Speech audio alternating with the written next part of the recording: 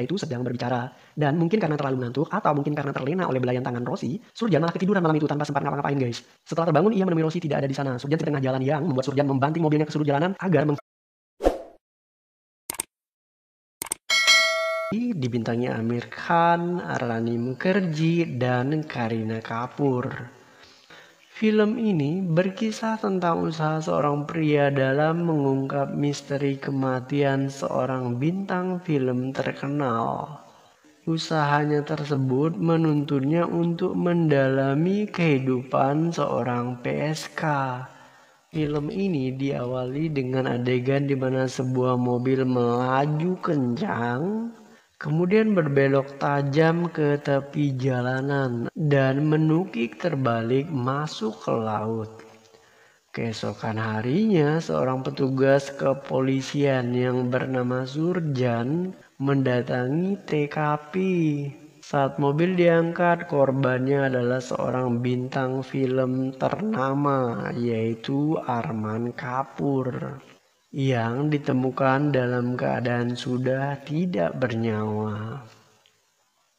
Menurut keterangan polisi, Arman malam itu selesai syuting pukul 2 pagi. Sedangkan kecelakaan terjadi pukul 4 dini hari. Dan yang mengherankan adalah selesai syuting, Arman meminta sopir dan asistennya pulang karena ia berencana untuk menyetir sendiri mobilnya.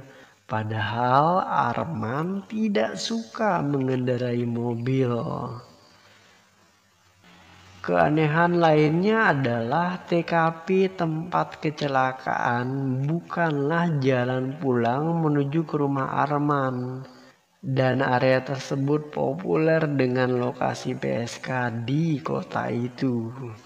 Dari hasil olah TKP diketahui jika Arman tidak mengkonsumsi alkohol saat kejadian dan penyebab kematiannya adalah karena tenggelam. Ofsir Surjan kemudian menanyai istri korban yang bernama Sonia. Menurut Sonia, suaminya mengeluarkan uang cash sebesar 2 juta rupiah dari akuntannya baru-baru ini. Setelah ditanya, akuntan Arman mengatakan bahwa tuannya memang mengambil uang tersebut dan diletakkan di dalam tas berwarna hijau. Tak hanya itu, setahun yang lalu Arman juga menarik uang sebesar 1 juta rupiah dan ia meminta sang akuntan untuk memberikannya kepada resepsionis di Hotel Lido. Setelah ditelusuri, ternyata resepsionis yang dimaksud adalah Anan Murugan.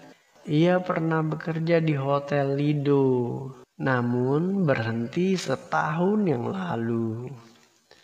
Film kemudian beralih ke adegan di mana seorang wanita bernama Freni menghampiri Surjan dan istrinya Rosni.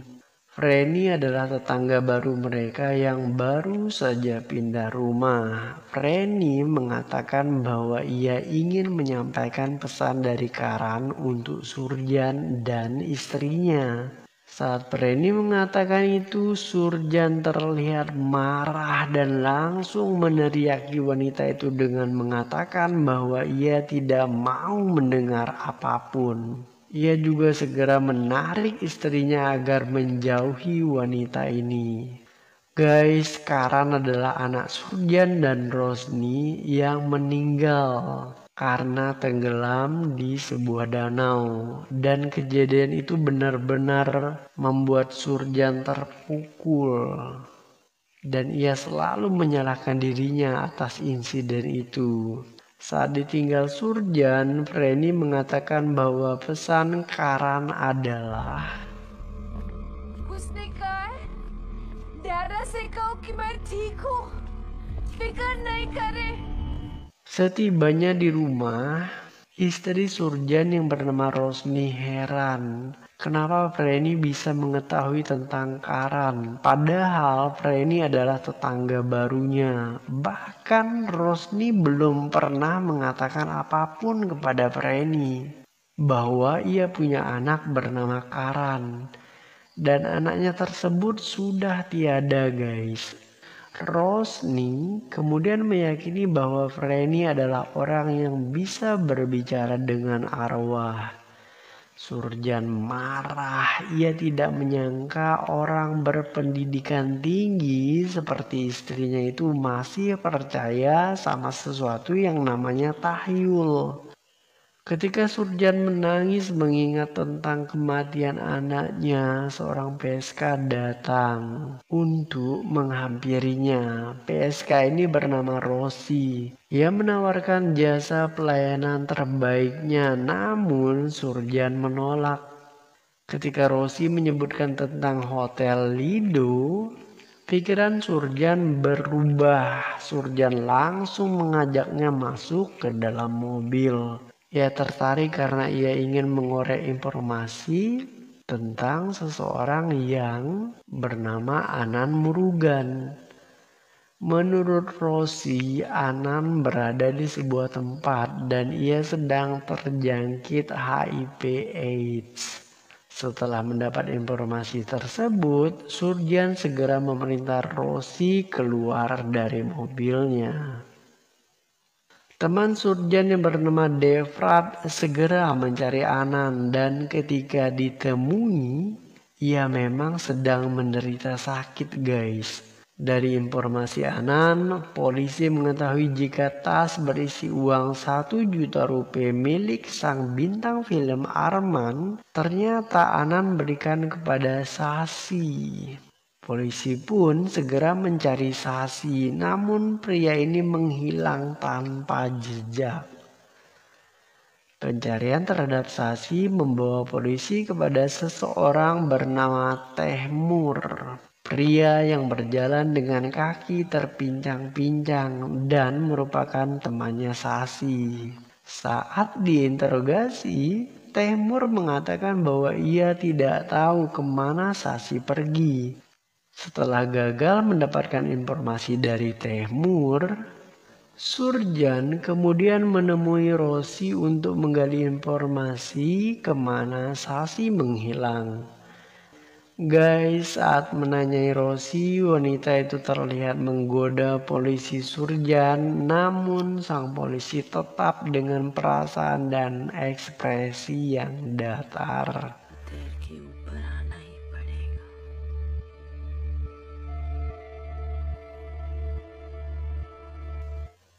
Suatu hari Rosni menemukan sebuah surat yang diletakkan di depan pintu rumahnya. Surat itu ditulis oleh orang yang mengaku dirinya Karan, anaknya Rosni yang tenggelam di danau. Dan ia ingin sekali berbicara kepada kedua orang tuanya. Rosni kemudian mendatangi Franny tetangganya yang mengaku bisa berbicara dengan arwah. Mereka pun memulai ritual berkomunikasi dengan arwah. Dan dalam ritual itu, Franny terlihat menulis sesuatu di kertas, di mana isi tulisannya adalah apa yang ingin dikatakan oleh Karan kepada ibunya. Dalam tulisan itu, Karan mengatakan bahwa ia tak ingin melihat ibunya menangis. Guys, sekalipun ekspresinya datar seakan tidak tertarik saat digoda Rosi, Surjan ternyata terbayang-bayang akan wajah gadis itu. Pesona Rosi mulai mencairkan hati Surjan yang sebeku es. Saat ia sibuk membayangkan pesona Rosi, polisi lain mengatakan bahwa Sasi yang dicari telah ditemukan namun dalam keadaan sudah tidak bernyawa. Sasi ditembak oleh seseorang dan pelakunya tidak diketahui. Dalam tas Sasi ditemukan uang Arman yang ia bawa kabur bersamanya. Guys, Tehmur mengetahui bahwa Sasi mengambil 2 juta rupiah dari Arman Kapur dan uangnya ia simpan dalam tas berwarna hijau. Tehmur mendengar itu dari polisi ketika ia diinterogasi. Temur pun kemudian berusaha mencari tas hijau itu dengan menggeledah kamar Sasi. Namun ia tidak menemukan uang, melainkan sebuah VCD. Guys, sebelumnya Temur pernah mengaktifkan kembali kartu SIM HP milik Sasi yang ia buang. Setelah diaktifkan, seseorang menelpon ke nomor tersebut dan orang itu adalah Sanjay. Temur juga memutar VCD yang ia temukan dan hasilnya terdapat video CCTV yang berisi rekaman Arman dan Rosi di sebuah hotel Lido. Temur kemudian menelpon Sanjay untuk memerasnya. तो फिर चलो ना कहीं चलते हैं, कहाँ? पिक्चर देखने चलते हैं और फिर डिनर भी बाहर करेंगे. Opsir Surjan dan istrinya menonton bioskop hari itu guys. Setelahnya ia bertemu Samar, teman Karan. Ketika bertemu Samar, Surjan auto teringat anaknya Karan yang jatuh bersamaan dengan Samar di sebuah danau. Namun Samar dapat ditolong sedangkan Karan harus meregang nyawa. Surjan merasa sangat bersalah dan ia tak bisa menahan kesedihannya itu. Sebagai pelampiasan kekecewaan dan kesedihannya, ia malah meninggalkan istrinya dan pergi mencari Rosi, PSK yang penuh pesona baginya. Ketika mereka bertemu ternyata mereka hanya ngobrol doang guys. Dan dari percakapan itu diketahui bahwa 3 tahun yang lalu Rosi pernah bertemu dengan Arman sebelum pria itu populer. Ia mengenal Arman karena temannya Arman yang bernama Nikhil adalah pelanggan tetapnya. Rosi juga mengatakan bahwa ia pernah kehilangan temannya 3 tahun yang lalu. Temannya dibawa oleh beberapa pria namun ia tidak pernah kembali. Tetapi Rosi tidak berani lapor polisi karena ia sadar polisi tidak akan peduli dengan kasus seorang PSK. Adegan kemudian beralih ke rumah Nikhil. Surjan mendatangi pria itu dan menemukan bahwa ia sedang sakit parah. Ketika Surjan pulang ke rumahnya, ia tidak menemukan istrinya di sana. Ia kemudian mencarinya di rumah Freni dan benar saja istrinya ada di rumah Freni dalam ritual berbicara dengan arwah. Surjan marah besar. Ia benci mengetahui jika istrinya yang berpendidikan tinggi malah percaya kepada tahyul. Sementara Rosni membela diri dengan mengatakan ia kesepian dan tidak bahagia. Dan berkomunikasi dengan arwah anaknya melalui Freni adalah kebahagiaan tersendiri baginya. Rosni juga mengatakan bahwa ia tahu jika suaminya tersebut pergi bersama wanita lain. Pertengkaran Surjan dan Rosni membuat istrinya ini minggat dari rumah dan menginap di rumah temannya. Sedangkan Surjan malah memilih menemui Rosi dan mereka pun memilih kamar hotel nomor 4076 guys. Saat Surjan curhat tentang keluarganya, Rosi meminta bantuan Surjan buat menolong Malika. Guys, Malika dulunya adalah seorang PSK, namun setelah menjadi kekasih Sasi, ia berhenti dari dunia gelap itu. Nah, ketika Sasi mati, Temur dan teman-temannya kembali memaksa gadis ini untuk menjadi PSK lagi. Rosi kemudian mengelus lembut kepala dan wajah Surjan saat pria itu sedang berbicara. Dan mungkin karena terlalu mengantuk atau mungkin karena terlena oleh belayan tangan Rosi, Surjan malah ketiduran malam itu tanpa sempat ngapa-ngapain guys. Setelah terbangun, ia menemui Rosie tidak ada di sana. Surjan segera mencari Malika karena ia ingat Rosie meminta bantuannya untuk menolong gadis yang bernama Malika. Ketika Malika keluar dari rumah yang penuh dengan PSK, wajahnya tampak babak belur. Surjan meminta Malika masuk ke dalam mobilnya. Namun seorang pria tinggi besar ingin menghadangnya. Surjan kemudian memukul pria tersebut. Alhasil Malika pun berhasil keluar dari tempat itu guys. Saat di kantor polisi, Malika mengatakan bahwa Arman Kapoor menemui Shashi malam itu di saat kecelakaan yang terjadi. Namun ia tidak mengetahui detail kenapa mereka bertemu. Ia juga mengatakan bahwa Tehmur mencuri barang-barang milik Shashi setelah ia meninggal. Guys, Tehmur terus mengancam Sanjay. Ia memeras meminta uang 5 juta rupiah. Jika tidak, ia akan membongkar kedok Sanjay menghabisi Shashi. Sanjay menyerahkan uang tersebut kepada Tehmur. Namun saat pria itu mencoba kabur, anak buahnya Sanjay mengejar. Adegan kejar-kejaran pun tak terelakkan. Namun Tehmur ternyata punya trik yang licik.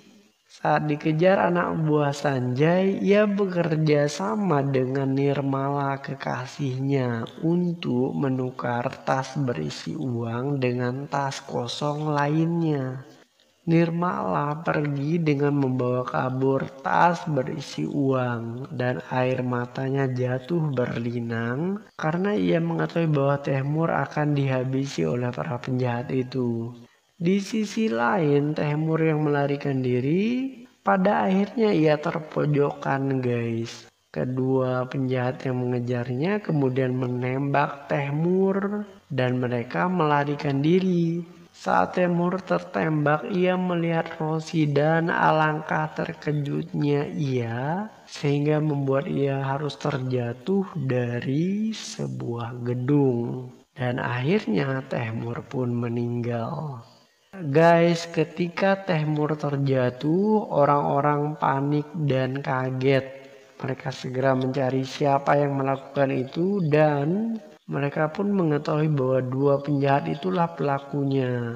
Ketika penjahat itu melarikan diri, salah satu di antaranya malah terjatuh dan tubuhnya menghantam dinding yang membuat dia akhirnya tertangkap polisi. Dari keterangan penjahat yang tertangkap inilah diketahui bahwa mereka bekerja untuk Sanjay. Setelah mendapat informasi dari penjahat itu, Surjan kemudian bergerak menuju ke rumah Sanjay untuk meringkus pria ini. Sanjay kemudian mengatakan kebenarannya. Menurut Sanjay, malam itu ia dan kedua temannya, Nikhil dan Arman, pergi ke Hotel Lido untuk menemui seseorang bernama Simran. Simran ini adalah gadis yang cantik guys. Saat di dalam mobil, Nikhil mencumbui gadis itu dan mobil itu tidak terkunci sempurna.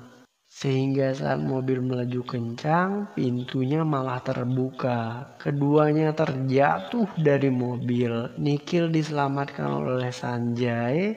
Namun gadis tersebut yang bernama Simran malah ditinggalkan, dibiarkan tergeletak di jalan. Seminggu setelah kejadian, Shashi menghubungi Arman karena ia memiliki rekaman CCTV di Hotel Lido yang memperlihatkan bahwa mereka bertiga pergi bersama gadis itu. Shashi mengatakan bahwa gadis itu sudah meninggal dan ia menguburnya di suatu tempat dan ia pun memeras Arman. Setelah mengecek CCTV, Surjan mengetahui jika gadis yang bernama Simran yang ada di dalam rekaman CCTV tersebut ternyata adalah Rosie. Surjan pun segera bergegas ke Hotel Lido untuk mencari gadis itu. Di tengah perjalanan, mendadak ia melihat bayangan gadis itu dari kaca mobilnya. Gadis tersebut terlihat sedang duduk di kursi belakang. Namun ketika Surjan menoleh, ia tidak ada di sana. Tak hanya itu, bayangan gadis itu mendadak muncul di tengah jalan yang membuat Surjan membanting mobilnya ke sudut jalanan agar menghindari menabrak gadis itu, dan mobil mereka pun terpental masuk ke dalam laut. Persis seperti yang dialami oleh Arman Kapoor, sang bintang film yang terkenal yang terlibat dalam kecelakaan mematikan itu, guys. Ketika mobil masuk ke dalam laut, Surjan berusaha keluar. Namun pintu mobil tiba-tiba tidak bisa dibuka, guys. Dan itu membuatnya sangat panik. Seketika dari kejauhan seseorang datang dan memberikan pertolongan. Gadis itu ternyata Rosi. Setelah selamat dari kejadian itu, Surjan hanya tertegun untuk beberapa saat karena ia masih tak percaya dengan apa yang baru saja ia alami.